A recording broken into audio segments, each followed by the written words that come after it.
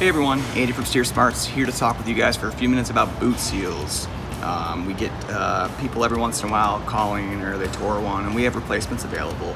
But it seems like on the JL and JTs we've been having a higher number of people having issues with a torn boot seal. So I'm going to go ahead and explain to you a couple of things on how you can keep your boot seal from tearing. The first thing is going to be making sure that the boot seal does not get pinched between the knuckle boss and the base of the stud. And what I mean by that is if you look at here on this knuckle, I've pulled the boot seal down so that you can see this flat portion of the boss of the knuckle, or the ball stud is what I'm really trying to get at, this flat spot here. Now this mates up against the bottom side of the knuckle, and what can happen is if this boot top here can actually get pinched between that when you're tightening it down. And if that happens, then it doesn't allow this boot to move freely, and it will twist and tear the boot. And that's the first issue that is likely causing some of these tears in the boots. It's not the boot itself, it's actually a faulty boot, but improper installation. The next I'm going to go ahead and show you over here, and it's going to be the knuckle boss itself. Now here we have the passenger side knuckle boss for a JL, and if you look here, you can see this little raised ridge kind of line here, and on this one you'll notice it's not there. Now the reason for that is because I filed this down to remove this sharp edge or burr. Now if you look closer, as I zoom in here, you see that sharp edge. That edge will get caught on a boot because our boots are larger than what the stock ones are, and when they're filled with grease they can stick out a little bit. And that edge is enough to cut and tear a boot. Additionally, on the inside here, so you can see that little booger there, that little down hanging piece of aluminum, that too can tear and rip a boot. So the solution to that is during your installation, what you're going to want to do, you're going to want to get a file, something like this. This is a pretty small one, but the nice part about this is it fits into all of your areas like this really easily. And what you're going to do is you're just going to file down those sharp edges, or the high spots there where the seam is from the casting of the aluminum knuckle, and you're going to file those down and remove them all. And that's going to be from the tie rod mounting location, the Draglink mounting location, and these are on the passenger side, and you're going to go over and do the same thing to the driver's side. The size of that is going to be different on all of these, is what we're noticing. This one much larger. You can see how much of that sticks out. So this is on our JT. It's going to take a little bit more effort to remove that and smooth it out, but you can see there. That's enough when these boots are in the right position, when you're articulated or turning in the right way. It's enough just to grab and tear those, and that'll be the end of your boot.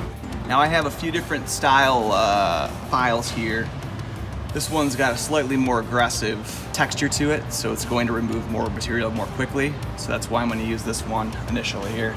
And again, just gonna slowly, kind of just gently run this back and forth over top of this portion that's sticking out higher than the rest. And we're just going to remove some of that material to smooth this out so that you're removing that sharp edge and taking away that burr so that you aren't going to impact and tear and get caught on the boot anymore.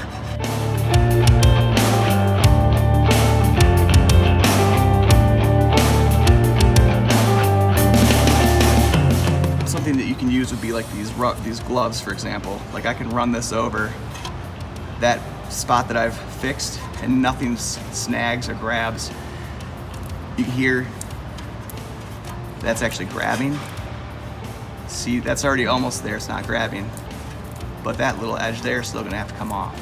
So as you can see from the glove, what's actually snagging is the same thing that would snag and tear the boot, and that's this section back here still. So I'm gonna finish these up, and then I'll show you what it looks like once those are done.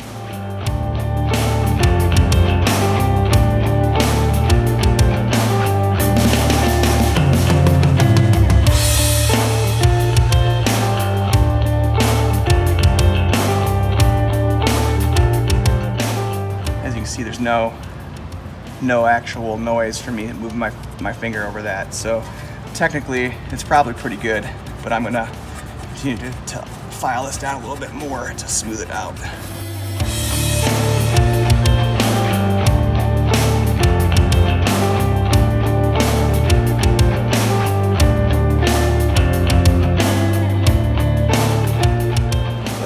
Nothing on any of these that are grabbing anymore.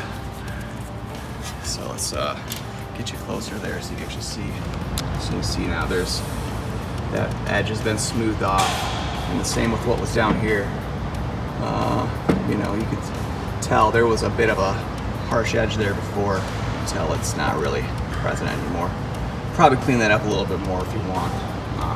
But overall, just those couple things are going to keep your boots in good shape. We're going to go ahead and remove and deburr this side as well. The spots, again, are going to be here, and then here on the inside there's a little bit of a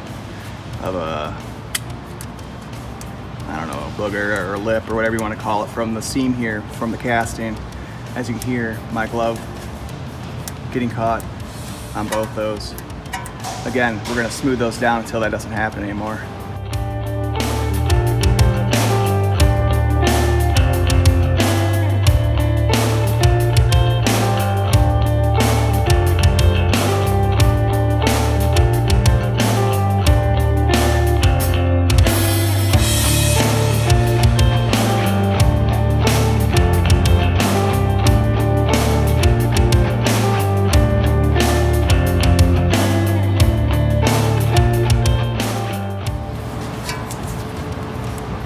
Said, no noise is a good thing. You see there, both of them have been fixed up. No more sharp edges to catch your boot and ruin it. So that's what you're gonna do. And once you've done that, then you'll be able to move forward.